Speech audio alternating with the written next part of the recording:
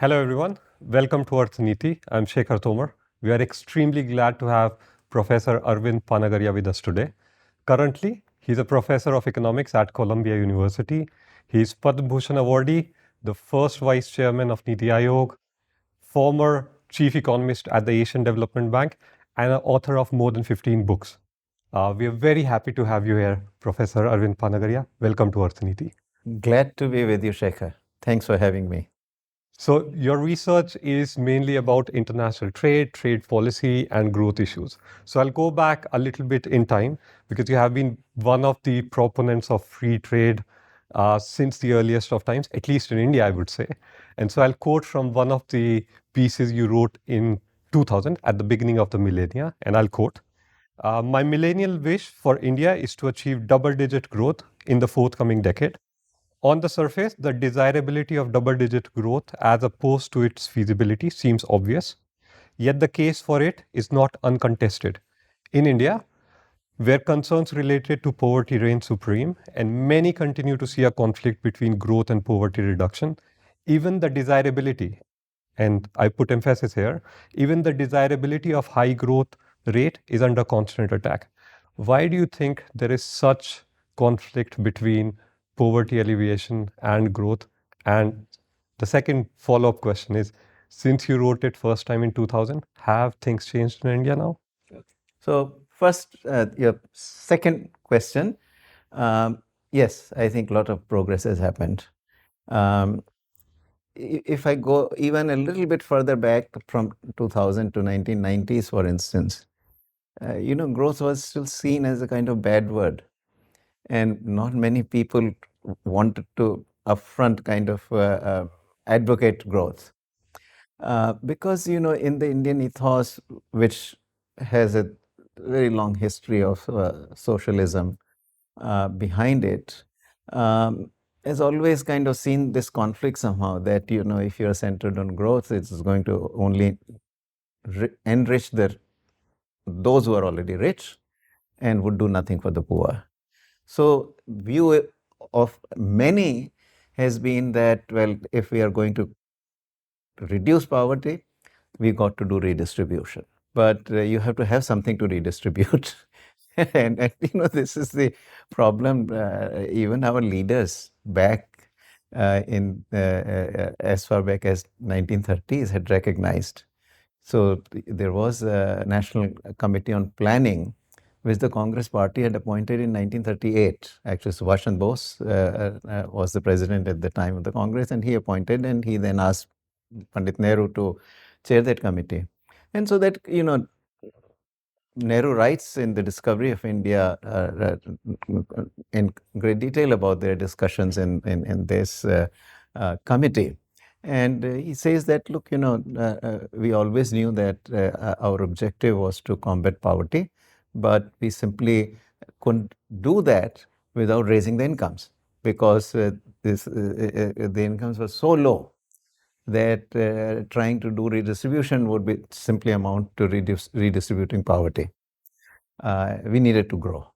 And so he fully understood, rightly so, and at that time, quite amazingly, growth was seen as quite in positive light. And he wrote without hesitation about it, and a lot of the debates that subsequently happened after independence and all issues. And so Nehru was always talking about growth. What happened, of course, was, now here we come to kind of begin to see why growth kind of became a kind of what I call the bad word. This begins to kind of unfold here, that the model we adopted, which was centered on the development of heavy industry first, turned out to be almost anti-growth. And it also turned out that, the emphasis on heavy industry effectively left out, excluded from the growth process the bulk of the Indian population. Right? Because, at the time, your savings were about 7% of the GDP. GDP itself was very small. So total pie, the savings that were available were really small. And if you then put them into 3 or 4 steel mills, more or less you have used up your savings into just those steel mills. And they would employ a few workers, but the bulk of the workforce is left out. Now, East Asian countries got their model So right. I'll go to East Asian countries later, but at least in the Indian context, and since you have looked at the history, is it the ex post analysis or ex ante they also knew that it can lead to some problem like this? No, I think ex ante, there was no recognition. Maybe, a few here and there, but certainly very few voices you get there, almost no voices, which are questioning, particularly in the 50s and when the second 5-year plan, which is the critical 5-year plan, is formulated. There is consensus around that heavy industries India's got to do. Which is a strange thing because if you look at all the others, even those countries that did import substitution, they never went for heavy industries. We were unique in this respect to follow the Soviet model and go straight into heavy industries first. And Nehru talks about we got to make machines that make machines. So that was unique to us. And it was not foreseen that this is actually resulting in the exclusion of the bulk of the population. They just thought that we need to give space to the cottage industries, village industries, small industries, and so therefore what we would do is not let any factory production take place in all these commodities that can be produced in the household sector, the cottage industry sector. Right, so they thought that this will be good, but in the end, of course, no skill creation happened there, with no capital whatsoever. Productivity remained extremely low, and the East Asian process was different there because when you go to the export market, when you kind of allow larger scale enterprises to flourish in these labor intensive sectors and all, skills get created, and it's broad based, meaning that it draws in larger and larger part of the workforce, and that workforce begins to get better and better skills, and over time unskilled turned into semi-skilled turned into higher skilled, and so forth. But that kind of process of skill formation in India didn't happen. Likewise, on the education front, the fallout was that steel mills, or generally these machine making industries, they all required engineers, they all required managers, and so therefore you went in and opened higher education institutions, engineering colleges, management colleges. So compared to all the other countries in Asia, we were far ahead on that front. But that also meant now, remember again, small amount of savings that sort of translated in therefore the neglect of primary education. So we had IITs, but we don't have broad-based education. So literacy moves very slowly in India. The primary education, middle, secondary, school education largely kind of gets neglected. So, but coming back to the philosophical question which we started with, so growth was a bad word. So when did the needle actually shift? So you see, so now this is where we come to explain why this happened. So growth kind of was supposed to deliver poverty reduction, but for reasons that I have tried to explain, that there was in the process of production there was a lot of exclusion ultimately. So the incomes really didn't rise at the bottom, and there was also need to generate this surplus from these factories that were being built and invest more. But the investment again went into heavier industry, right? So capital intensive kind of industries. So therefore, the poverty really did not go down. And so therefore, in a way, you could argue that the critics with the socialism baggage in the background had a point that, look, growth was supposed to have reduced poverty, but it hasn't. It's legitimate criticism in this sense. But the inference was ultimately the wrong one, because the inference was that therefore growth is bad. But growth was not bad, it's just the particular form of growth that we chose. And we probably didn't have significantly high growth either. No, but this is exactly the point, that also precisely growth for inclusion and inclusion for growth.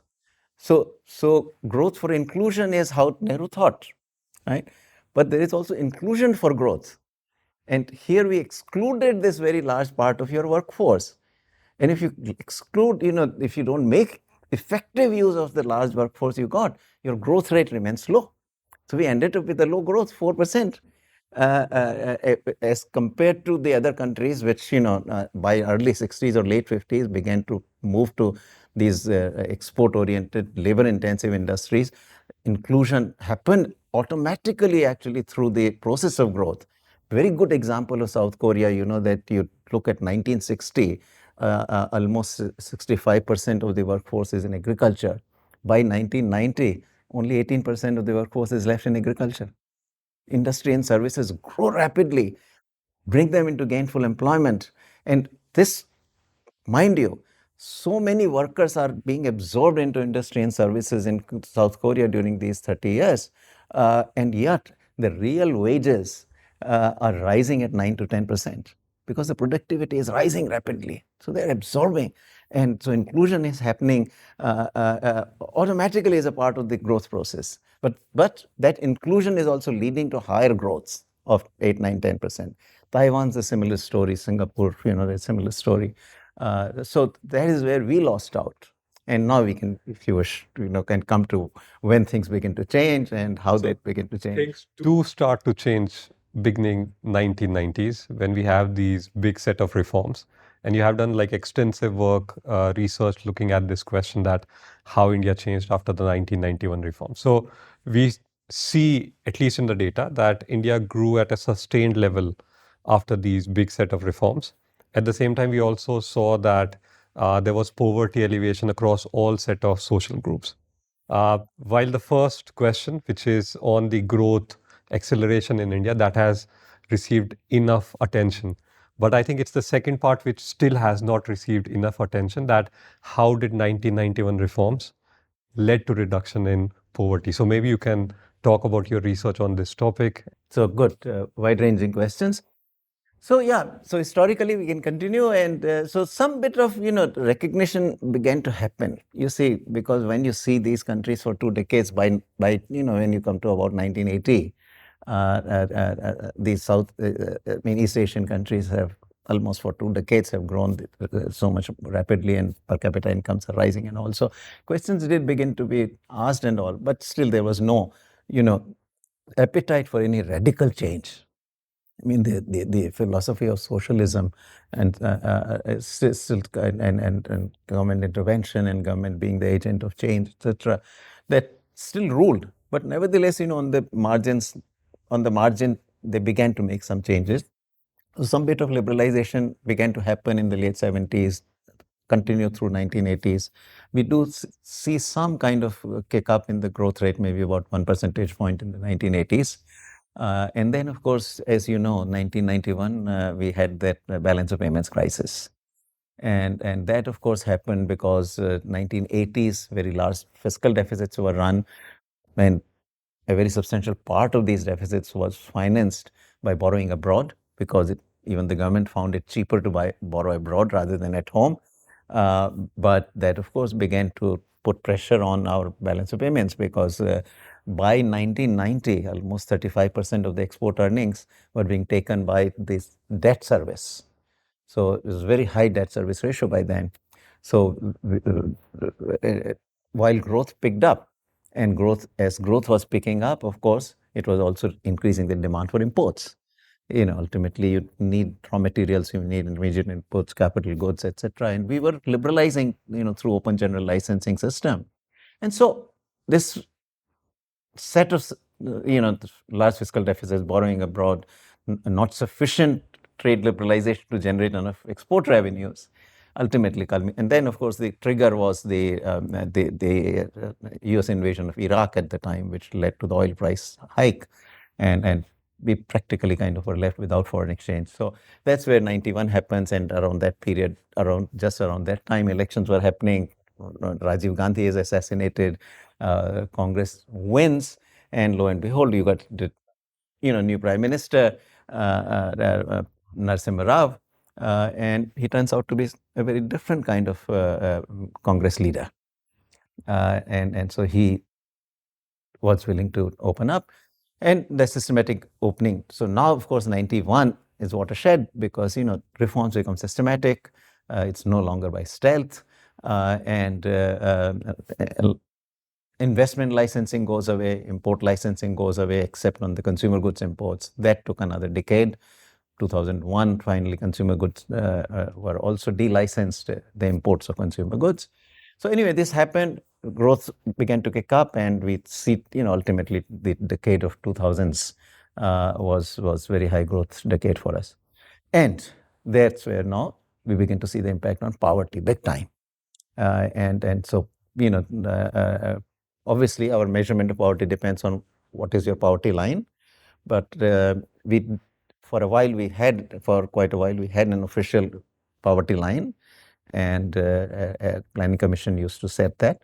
And from something, poverty was cut in at least half. So from 40% of the population overall that was poor. This is approximate, but by 2012, it has fallen to something close to 21, 22%. So massive decline in poverty, and I've done many of these numbers myself also, others have done as well, Planning Commission also does that.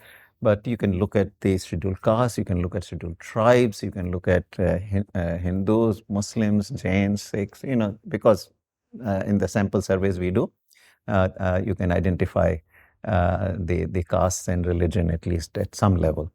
So you look at every single group as a group, poverty rate actually declines. Now also during this period, we should point out that, as a result of growth, government revenues began to rise.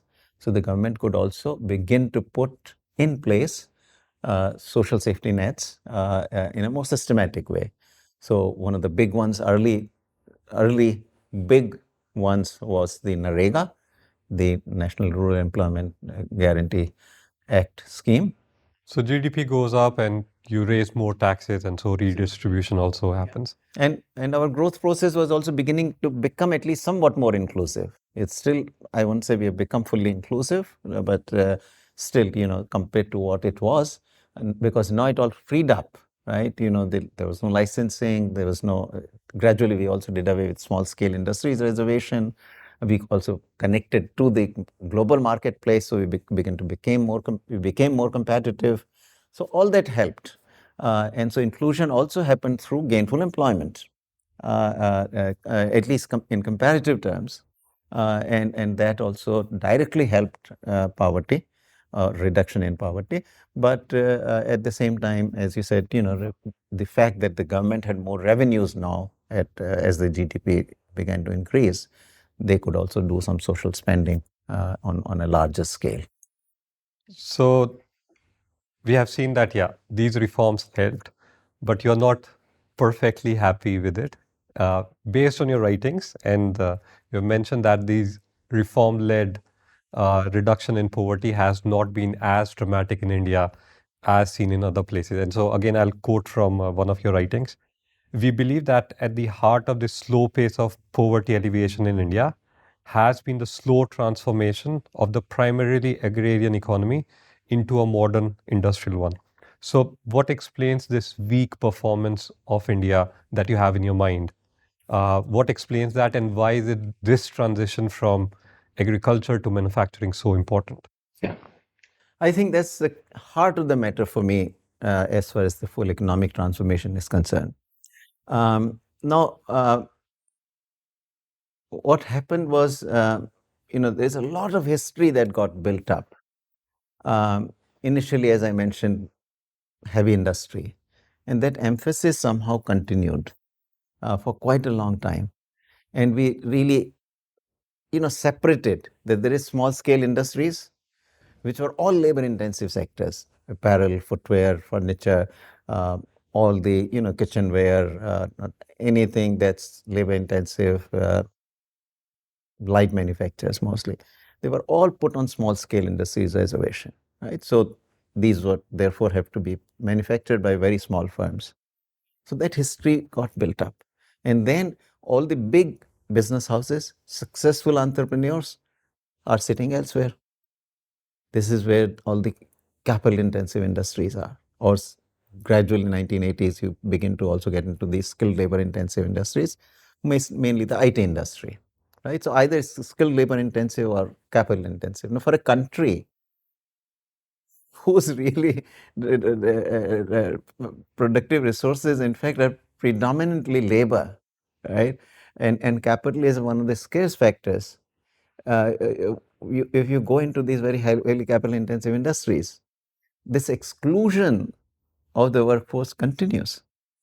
And unfortunately, so good things did happen in the 1990s, 2000s. We grew far more rapidly than we ever had in the past.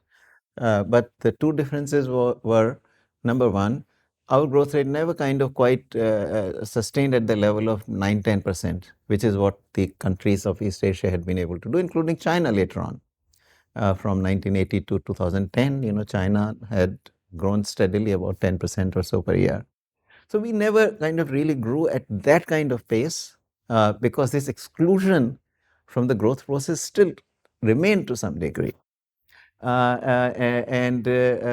first the growth rate itself was not high enough, but also then because the inclusion was not of the same scale as these other countries had seen, that became another reason for slower prosperity for the poor.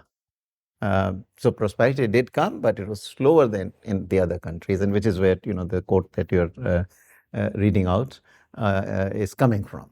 That so today, for example, and now post-pandemic for 2021, if we look at our labor force survey, the PLFS, the Periodic Labor Force Survey, 46% of our workforce is still in agriculture. So there's one part of the problem that, and mind you, that half of these farmers are really sitting farming on a very tiny farm. So the figure is, this is from 2015 agricultural census, which is the latest we have so far. 48% of India's farm holdings are less than half hectare. Yeah, and the average size, if I take the average of these, so not every one of these is half hectares. Some holdings are 0.1 hectare, some 0.2 hectare. So I take the average, it comes out to less than a quarter hectare. 0.23 is the precise figure. No, nobody can make a decent living for a family of 5 on such a small farm. So that's part of the problem in agriculture. Now we come to industry and services.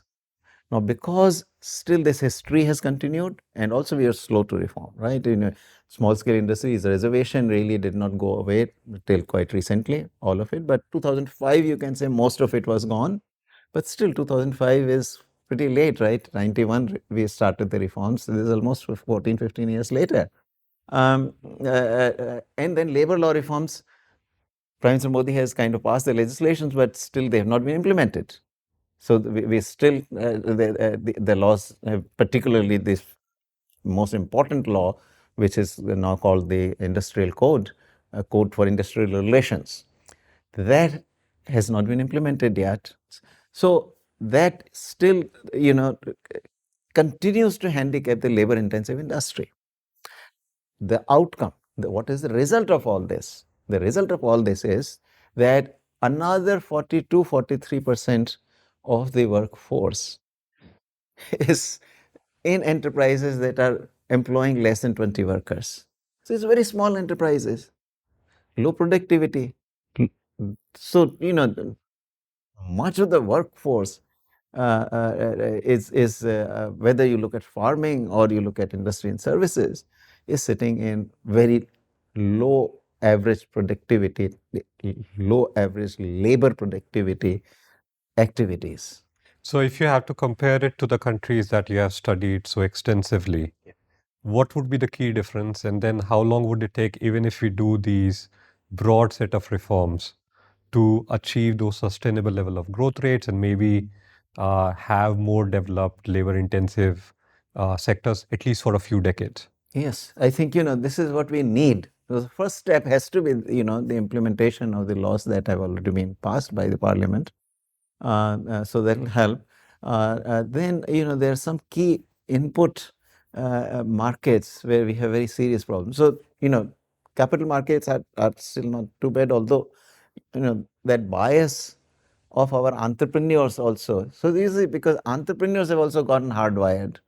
If you go to the CII, for example, or you go to FICCI, these are our industry chambers, talk to the entrepreneurs there.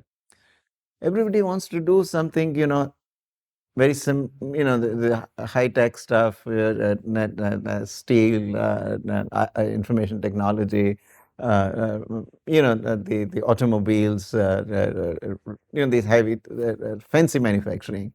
Nobody wants to stitch clothes. Nobody wants to manufacture shoes. But I'll ask you even on these high tech industries, and I mean you have talked about this infant industry protection, and so like even some of these high tech industries, do you think we are like very competitive in the world, or we need to improve our game even in these some so-called high tech industries like automobiles? Yeah. Well, automobiles, we are not competitive. I mean, because that is largely grown behind a very high protection wall. You got these tariffs which are 125%. And the result has been that our auto industry has never become competitive. So it's really poor consumer who gets exploited here for all these years. Consumer is paying 1.5 to 2 times the price of same automobile elsewhere in the world economy. And yet even the quality of the car is not quite at the same level. So those industries, clearly one needs to make them more competitive. Now two-wheelers have done, by contrast, much better. They are very competitive, and they are some of the largest enterprises in two-wheeler industry actually are exporting in a big way. So it varies by industry, but largely, if you look at our exports, right? Where are we cost competitive? These are petroleum refining, highly capital intensive. Enormous amount of capital, hardly any workers employed. Yeah, so my imagination of a petrol refinery is that you have a machinery and then you have basically few security guards because everything else is automated. Pretty much, right? So that's our leading export actually. Yeah. Then you got the sectors like pharmaceuticals, you got machinery sector, and so on. So it's still our leading exports are not labor intensive products. But how about services? There, that is So even on services now, if we look at our exports, right? Information technology, these are skilled labor. So ultimately, when you look at the entire information technology industry in India, probably employs maybe 3 million, at the most 4 million people, which is decent, good. They're good jobs. So certainly no complaints about that part. But it cannot turn into a big employer, and it can certainly not become the employer of the farmers who are you know, who have to be given the gainful employment in the mainstream of the economy. So you need somehow the success of the labor intensive industry. And the timing couldn't be better. I mean, this is fantastic timing because wages have gone up in China already. The multinationals want to diversify. They want to get out and find alternative places. Now they've gone to Bangladesh and Vietnam, etc. At the end of the day, those are all small countries, not enough labor, and eventually the wages will rise there, and high wages will become the constraint. So India is really the only country with. Bangladesh has been growing pretty fast. But I'll follow up on some of the policy prescriptions. So I know you have been working on this issue for a very long time on trade reforms and general reforms in India. But if you look at the trade now, like most of it is in global value chains. And so it's not just about opening up the market, but it's also about getting into these bilateral or multilateral agreements with different countries. So how do you think is India prepared for that? Are we doing enough to be part of these GVCs? So it's a good question. It does tie up in the trade policy, of course. So unfortunately, or at least the tariffs themselves have been going up. So that part of the policy is going in the wrong direction. Um, uh, at the same time, I think finally we are at least beginning to negotiate free trade agreements. We have done with Australia, we've done with the UAE, which are both positive steps.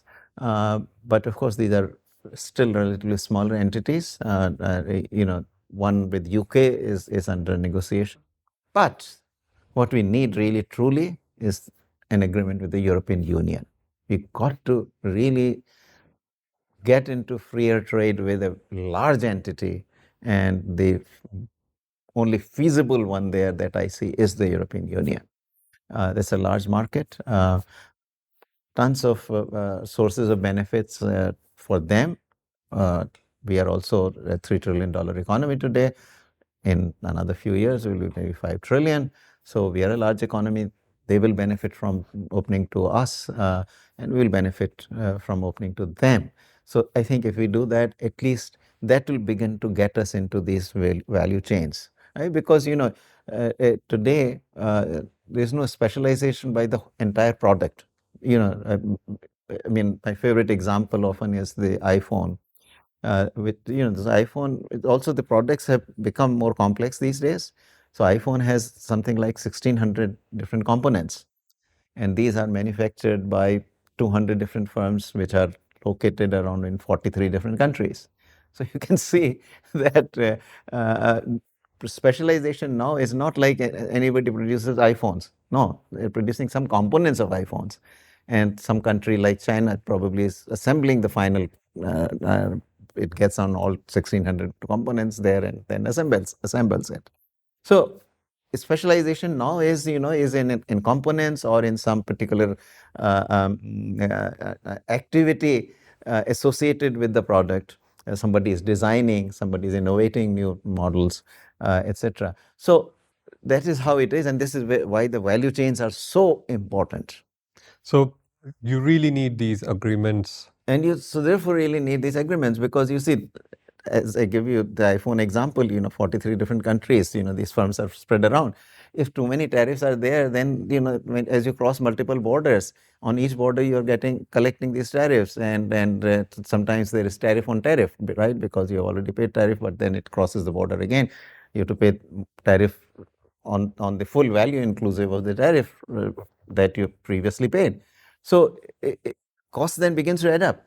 So this is why you need, at least wherever the value chains are in those markets, you need, relatively low tariff or no tariff, so that the goods can move and the cost doesn't get added up on top for the final product to ultimately remain competitive. But would we be able to do it? So I'm again going back to this.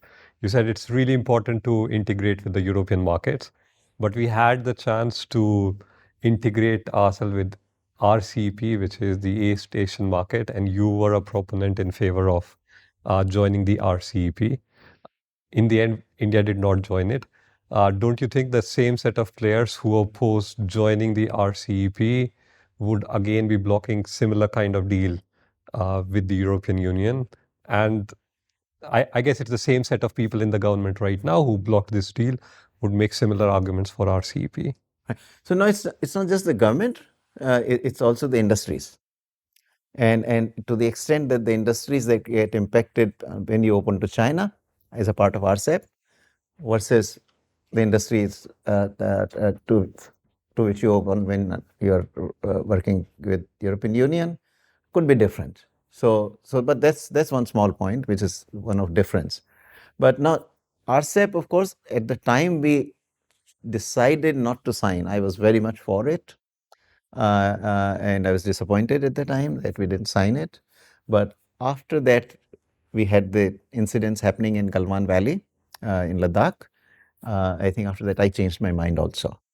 So I sort of sadly came to the conclusion that ultimately it is the Communist Party that rules in China. And I don't think we can really trust them, because in the end, if push comes to shove, economics will always be on the in the back seat. It's the political interest of the party. It's not the political interest of China, but it's the political interest of the Communist Party that is ultimately going to decide But that's Both a different conditions. argument It's to geopolitical. oppose. It's It's completely. It's geopolitical and totally it's not geopolitical. economics. Yes, and at the time we chose not to sign. Actually, there was no Galwan, and so I want to be clear about it that this is why I was favorable to that agreement at the time. Today, I'm with the government. I think fortuitously it turned out that we stayed out. But I think you still need to do a very strong effort to convince them, even for the deal with the So European yeah, Union. so now there is a bit of difference. I think in I see that the current ultimately the players do change in the government. You see, we may not see, but there is a new Secretary of Commerce, not so new now, because this is the one who has led the charge, and clearly with the blessings of the Prime Minister. The Prime Minister wants to do it as well. So we have actually successfully negotiated with Australia and the United Arab Emirates. So there is some proof of the change in the attitude, change in the leadership, and all. Now there is also politics, remember, at work here, which is favorable. Why? Because after what has happened with respect to China, there is a strong desire in the nation as well as in the government to move our trade a bit away from China. Well, how do you move your trade away from China? There are only two ways. Either you begin to restrict imports of the products that are coming in large quantities from China, which means you raise tariff barriers against China or against the products that come from China. Well, that is not a very wise thing to do. That will be very, very disruptive and will be to our disadvantage. It will hurt us certainly as much or perhaps more than it would hurt China. So I don't want to do that. Nobody would want to do that. Nobody should want to do that. Only other way we can move our trade away from China is by expanding our trade with other trading partners. How do I do that? The only way to do it is to liberalize trade with these other trading partners. So here the geopolitics now begins to help a bit the negotiation of FTAs with the other countries. I think you are absolutely right in questioning that, industry interests will still, for example, European Union is going to want us to open the auto sector. They are competitive in automobile exports and they would want to compete on equal terms. So, will our auto industry have the stomach to let the European automobiles be imported at eventually at zero duties, but at least initially also some reduction in duty? Um, so these are the questions which will still be there, will have to be sorted out. But I think there is enough benefit for us. I mean, ultimately, in these agreements, you have to give some to get some. And I think it's enough for us to get out of these agreements that we should give whatever it will take to give. And I think that is where I feel political economy is somewhat helpful. I know that there are some of these positive changes, but you think, and this is like a more broader question about deglobalization after the pandemic. So first we had the US-China trade war, then we had the pandemic, and now the Russia-Ukraine war. And there has been a general sense of uh, looking inwards, trying to do some reshoring. Some kind of deglobalization is happening when probably India wants to hitch itself to the globalization to grow again. Do you think that these are like valuable concerns? Yeah, I mean, this is also being a bit overplayed. Economists kind of publish this issue where the cover page says how to re-globalize. Now, come on, if you look at seriously, the deglobalization really has not really happened, if you ask me. You could argue that the pace of globalization has slowed down, that as a proportion of the world GDP, world trade has not grown or certainly not grown perceptibly. But world GDP is growing, and if as a proportion it has not grown, its trade is also growing at least at the same pace as the No, but world we also GDP. know that there are some like sticky factors. Even if you want to move away from China, and which a lot of advanced economies are also trying to do, it would take few years. You cannot move. That's simply nature of the things, because even the barriers, as we begin to remove, there'll be a calendar that, over a 10-year period, you will go from the current levels of tariffs to zero. So it'll take time. This is all phased in. But I was addressing the earlier question on globalization, right? I mean, deglobalization. I mean, is there a threat that those markets with which we are trying to open up actually are the ones that are closing anyway? And so is there that kind of threat? So if you look at that, I think, ultimately, if you check what has been happening to, let's say, total value of global exports, in spite of the pandemic, all the big trade war that happened between US and China. After all, remember that, after all, US and China are two largest trading countries, two of the largest trading companies. And with this kind of trade war, you would have thought that trade volumes will collapse, right? But in spite of pandemic added to this kind of trade war between these two large countries, if you look at the total volume of exports, today it is the highest ever. So 2021, the merchandise trade is something of the order of 19 or 20 trillion or something. Or together, basically services. I'm not quite sure exact figures how they break up between merchandise trade, but some 21 trillion is merchandise and the rest is services. Total $28.5 trillion in 2021. This is larger than the pre-pandemic exports by at least $2 to $3 trillion. So, So the all level these has. things have not, dented the growth in trade. They determined exporters find a way to export their products. The profitability is a huge incentive, Okay. and they entrepreneurs don't give up easily. So as my last question, I want to talk about something else, which came some 10 years ago. So you're the first vice chairman of NITI Aayog. I want to understand what was the genesis behind replacing Planning Commission, coming up with this new body. And if you can tell us like some of your anecdotes from your time when you served at the NITI Aayog. Yeah, well, I don't know if I can really think of any anecdotes there, but as far as the replacement of the Planning Commission by something else is concerned, of course, there are a lot of us who had been writing that we have now embraced the market oriented policies. The model is not different. We are no longer into the planning mode. Um, what is the point of doing these 5-year plans, right? And particularly of the kinds of 5-year plans that we have been writing. So there was clearly this recognition. I can speculate now. I know on this because when I came to NITI Aayog, it was already there.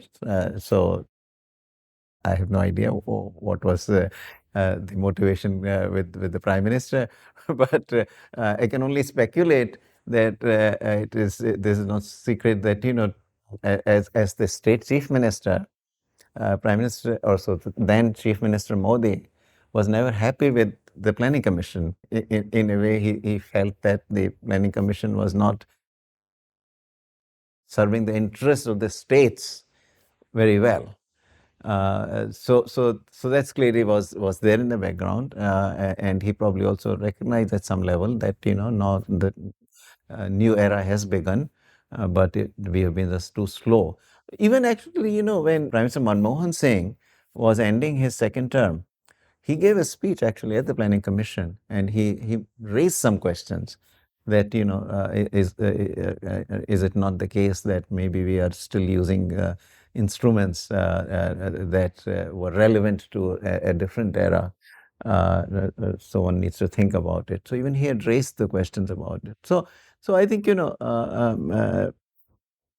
as you know, on August 15, 2014, when Prime Minister gave his first address to the nation on the Independence Day from the Red Fort, he announced that he is closing the Planning Commission. And I remember I was in New York at the time still, and I was watching that speech live. And I was like, oh, wow, it's really done it. But what's the role like? Did you really set the stage for what the NITI Aayog is going to do in the following years, or was that already set in stone by the time you joined as the first vice chairman? I think the institution was basic design, etc., had been put into the executive order, which created the NITI Aayog. But a lot of the shaping of it had to be done in the first three, whatever time that I spent there, close to about a little less than 3 years. By which I mean, like, we cut the staff quite considerably. The planning commission staff was too large, and I felt that an efficient institution actually needs to be smaller, lean and mean, if you will. But and then we also had to reconfigure all the divisions or verticals, as they came to be called, because again the priorities were different. And then also we tried to bring out some changes to how this staff will be hired. So I was very keen that we bring in outside talent. So we put in the provisions that 1/3 of the senior staff we should be open to hiring laterally from outside. So that finally happened after, although the actual hiring happened after I left, but the ball had been put into motion well before I left. So that reorganization happened. Prime Minister's own thinking, of course, plays a very critical role in how the institution shapes up. There is no question. He is the chairman of the institution. And Prime Minister Modi, he really works on very, very wide canvas. So he, when he came actually to Delhi, by the time he had done a lot of thinking of what he wanted to do, because my very first meeting with him, the substantive one, the first courtesy call was half an hour, but then when a formal official meeting happened, where the finance minister Arun Jaitley was also there, and the prime minister, and we and some senior officials, a few, but it was a very small group. And at that meeting, I still have the notes and all. I was astounded how many areas he covered. It was largely me sitting taking notes, listening to him. What he wanted to do. Now, some of the things that he discussed in that meeting are still being kind of pushed out. So maybe I'll ask like another personal question, and you may choose not to answer. But would you be willing to like come back again as someone in the government again, or have you haven't thought about it after Really, that? that's not a question I ponder. Frankly, I didn't ponder over that in the first time either. People thought that, oh, he's doing this to want to be have some position or so. That was never my motivation. Actually, my motivation is simply that I just want India to progress, and whatever is in India's interest is what I write. And so, a lot of things that the present government does are all in India's interest. So I support those. There are one or two things where I disagree that, the policy. The trade issues. Trade issues, where at least in my thinking, that's not in India's interest. So I write critically on that. So ultimately, it is India that we all work for, and so that's what motivated me. And when such a dynamic prime minister calls you to come and work with him, you can't say no. So I went. So that was a great experience. There's no question. Very pleased I did that, and it was truly, life-changing kind of experience. Thank you so much for your time. Great. It was a pleasure speaking to you. Likewise, Shekhar.